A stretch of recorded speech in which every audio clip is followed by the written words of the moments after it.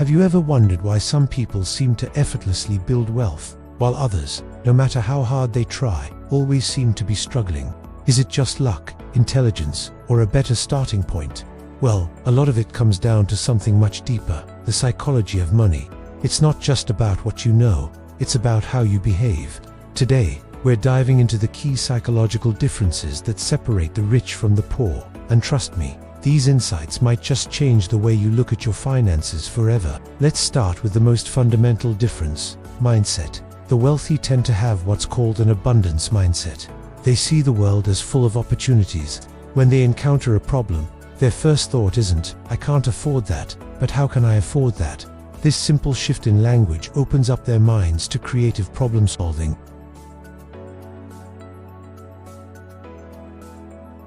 This mindset encourages them to take calculated risks, invest in new ventures, and collaborate with others because they're not afraid of someone else taking their piece of the pie. They see money as a tool to create more value, not just a resource to be hoarded.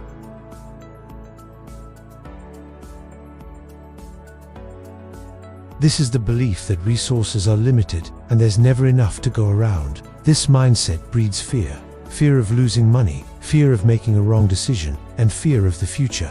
This fear leads to a state of constant financial anxiety, making people risk-averse. They might stick to a low-paying but safe job, avoid investing in the stock market because it feels like gambling, and focus on cutting every last penny instead of looking for ways to grow their income. This defensive posture makes it incredibly difficult to get ahead.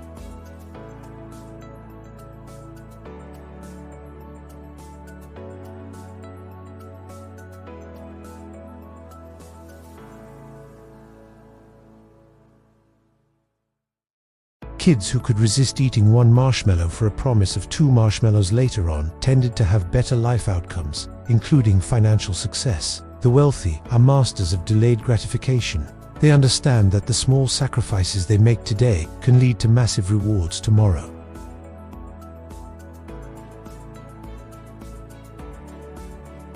They put it into assets like stocks, real estate, or their own business things that will grow and generate more money over time. They are playing the long game. They derive satisfaction not from immediate consumption, but from watching their net worth grow. Conversely, the need for instant gratification is a powerful trap. In a world of one-click shopping and instant downloads, waiting is hard. This impulse often leads to high-interest debt from credit cards and personal loans. People get caught in a cycle of buying things they don't need, with money they don't have, to impress people they don't even like. This short-term thinking provides a fleeting moment of happiness, but creates long-term financial stress. It's a treadmill of earning and spending, where you run faster and faster, but never actually move forward. Breaking this cycle requires a conscious shift from wanting things now to wanting financial freedom later. Another key psychological trait is the perception of risk. How do you view risk? The wealthy don't avoid risk, they manage it. They educate themselves before making an investment. They diversify their portfolios so that if one investment fails, it doesn't wipe them out. They understand that the biggest risk of all is not taking any risk.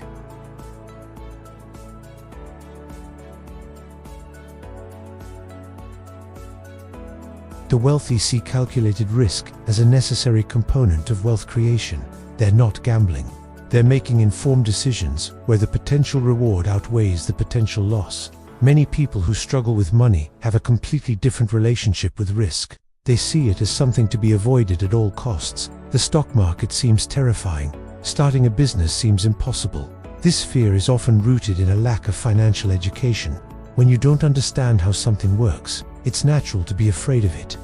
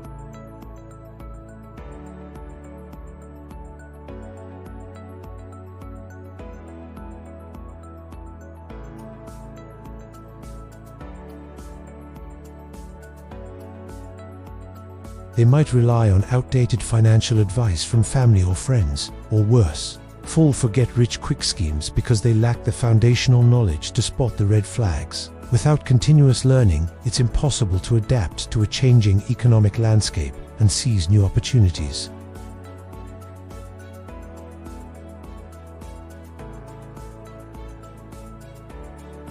They use it to buy freedom from a job they hate, freedom to spend time with their loved ones, and freedom to pursue their passions. They find joy in the process of building, creating, and solving problems. They know that after a certain point, more money doesn't necessarily bring more happiness. True fulfillment comes from purpose, relationships, and experiences. For many who are struggling, money is tied directly to survival and stress. It becomes the central focus of their lives, and the lack of it is a constant source of unhappiness. They might fall into the trap of believing that if they just had more money, all their problems would disappear. While financial security is incredibly important for well-being, this mindset can create a dangerous illusion. It can lead people to chase money at the expense of their health, their relationships, and their own happiness, only to find that even if they get the money, they feel empty.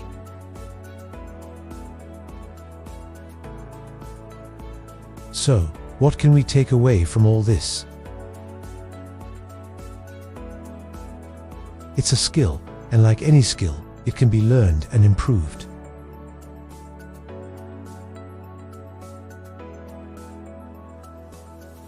Practice delayed gratification by setting up an automatic investment, even a small one.